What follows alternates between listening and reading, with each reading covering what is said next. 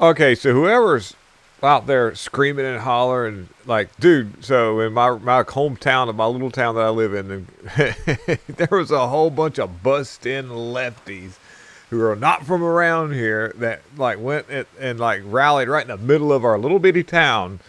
Bunch of big old effing ham beasts, man. Check this out.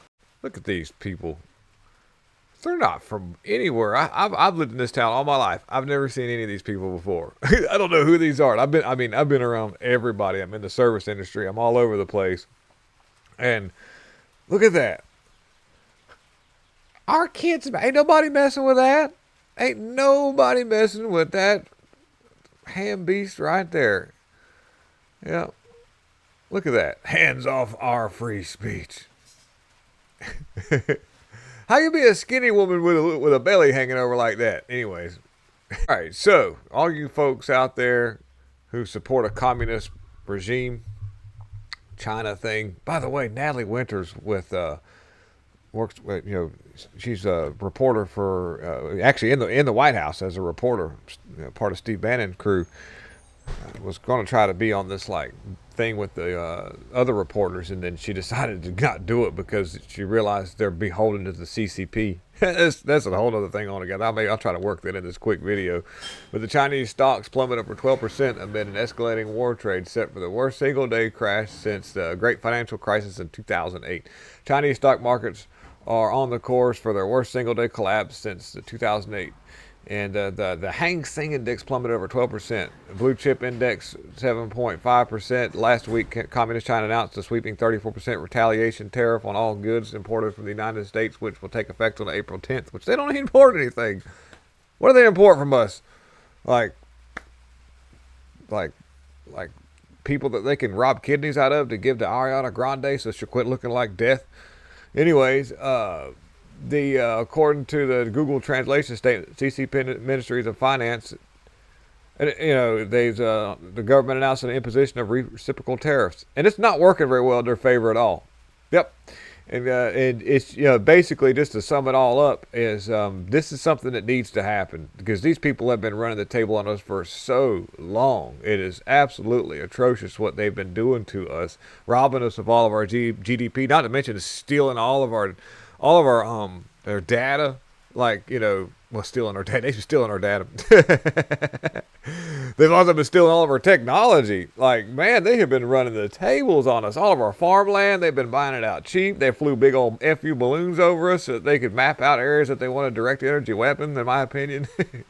I just don't, China's been up to some crazy mess. And, the thing about it is, there's a little bit of, we got some bumps that we're gonna have to deal with. It's not gonna be easy for us. They've managed to corner the market in all of our pharmaceuticals and this stuff.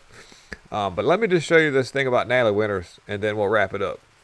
Rising superstar White House correspondent Natalie Winters barred from the National Press Club. Winters exposes Press Club CCP affiliation and withdraws her application. I guess all good things happen for a reason. She's trying to get in there and be part of the big time, but you realize what the big time is really what they're all about.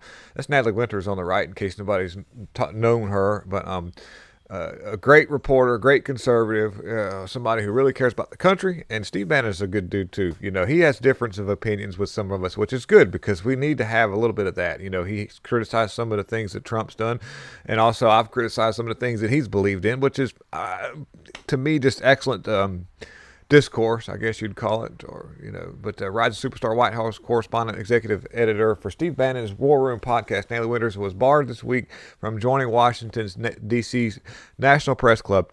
Despite her hosting one of the nation's most circulated podcasts and consistently breaking news stories promoted by Congressman and also Elon Musk and President Trump, on Wednesday, April 2nd, Winters shared a screenshot of a vague letter she received from the National Press Club stating without rationale that Winters did not meet the qualifications for membership at the press time, means she couldn't be cut. The National Press Club has denied my membership.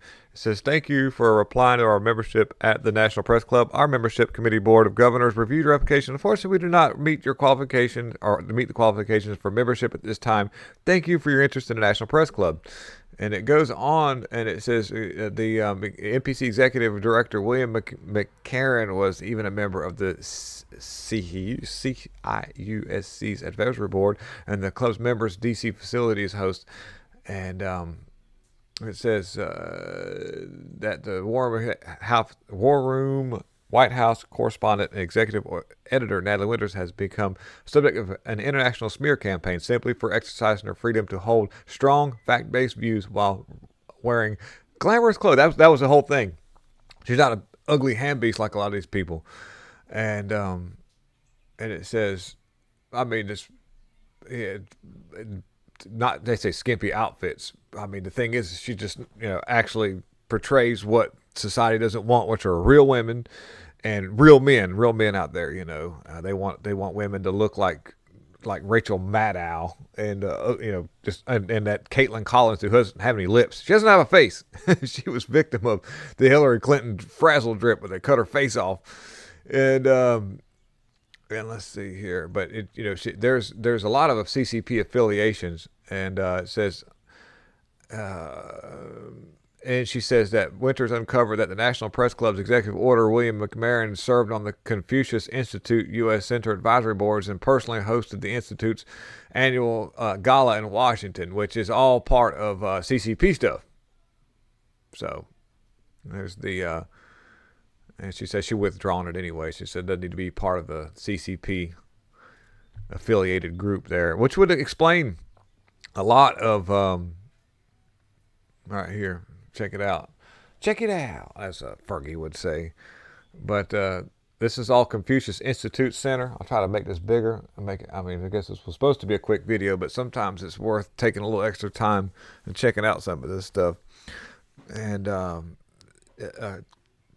by the way, the National Press Club part of this, currently, as we speak, which Marjorie Taylor Greene pointed this out back in 2021 when she took seat, that all of the people in the House and the Senate floors, other offices, all receive CCP newsletters and stuff or such.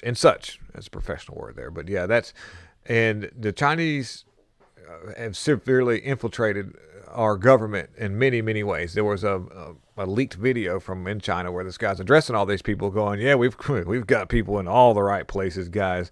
And not to mention whatever's not been taken up by those people, the CCP, the World Economic Forum. So anyhow, we're going to wrap it up and just let you know that a lot of stuff's going on big, and we're going to just keep rolling on, guys. But there's a lot to be said with the tariffs and all. And this is like a Band-Aid. It's got to be pulled off. That wound's got to get some air. It's going to hurt. It's going to turn red, but it's going to heal up. I'm going to be way better off, guys. Thank you for watching. Have a wonderful day.